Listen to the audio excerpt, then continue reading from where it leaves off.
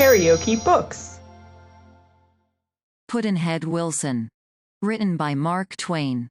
Audiobook. Chapter 10. The Nymph Revealed. I'll say, how hard it is that we have to die. A strange complaint to come from the mouths of people who have had to live. Pudd'nhead Wilson's Calendar. When angry, count 4. When very angry, swear. Pudd'nhead Wilson's Calendar. Every now and then, after Tom went to bed, he had sudden wakings out of his sleep, and his first thought was, oh, joy, it was all a dream. Then he laid himself heavily down again, with a groan and the muttered words, a nigger. I am a nigger. Oh, I wish I was dead. He woke at dawn with one more repetition of this horror, and then he resolved to meddle no more with that treacherous sleep. He began to think. Sufficiently bitter thinkings they were. They wandered along something after this fashion. Why were niggers and whites made? What crime did the uncreated first nigger commit that the curse of birth was decreed for him? And why is this awful difference made between white and black? How hard the nigger's fate seems, this morning. Yet until last night such a thought never entered my head. He sighed and groaned an hour or more away. Then, Chambers came humbly in to say that breakfast was nearly ready. Tom blushed scarlet to see this aristocratic white youth cringe to him, a nigger, and call him, young marster. He said roughly, get out of my sight. And when the youth was gone, he muttered, he has done me no harm, poor wretch, but he is an eyesore to me now, for he is Driscoll, the young gentleman, and I am a... Oh, I wish I was dead. A gigantic eruption, like that of Krakatoa a few years ago, with the accompanying earthquakes, tidal waves, and clouds of volcanic dust, changes the face of the surrounding landscape beyond recognition, bringing down the high lands, elevating the low, making fair lakes where deserts had been, and deserts where green prairies had smiled before. The tremendous catastrophe which had befallen Tom had changed his moral landscape in much the same way. Some of his low places he found lifted to ideals, some of his ideas had sunk to the valleys, and lay there with the sackcloth and ashes of pumice stone and sulfur on their ruined heads. For days he wandered in lonely places, thinking, trying to get his bearings. It was new work. If he met a friend, he found that the habit of a lifetime had in some mysterious way vanished. His arm hung limp, instead of involuntarily extending the hand for a shake. It was the nigger in him asserting its humility, and he blushed and was abashed. And the nigger in him was surprised when the white friend put out his hand for a shake with him. He found the nigger in him involuntarily giving the road, on the sidewalk, to a white rowdy and loafer. When Rowena, the dearest thing his heart knew, the idol of his secret worship, invited him in, the nigger in him made an embarrassed excuse and was afraid to enter and sit with the dread white folks on equal terms. The nigger in him went shrinking and skulking here and there and yonder, and fancying it saw suspicion and maybe detection in all faces, tones, and gestures.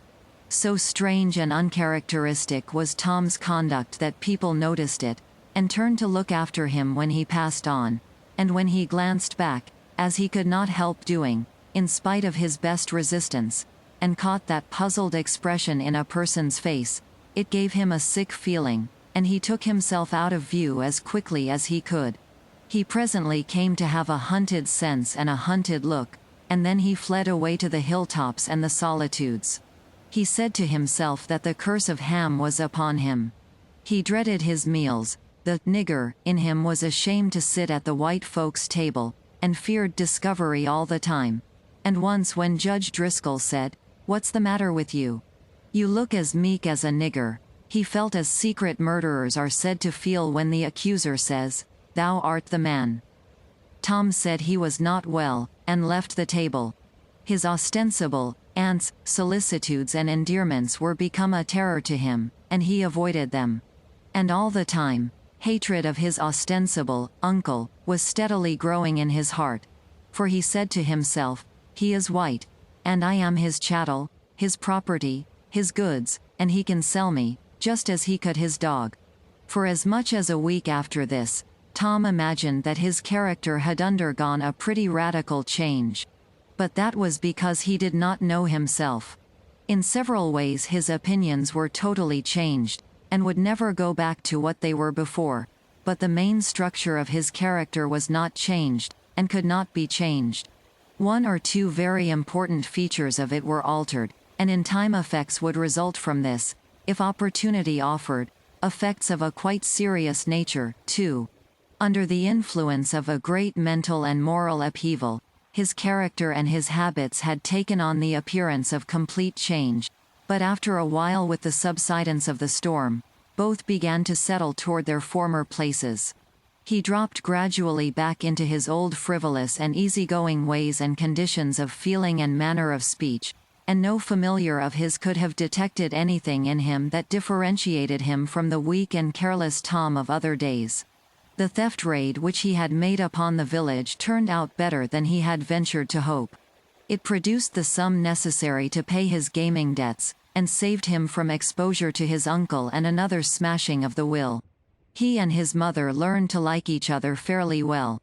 She couldn't love him, as yet, because there warn't nothing to him, as she expressed it, but her nature needed something or somebody to rule over, and he was better than nothing.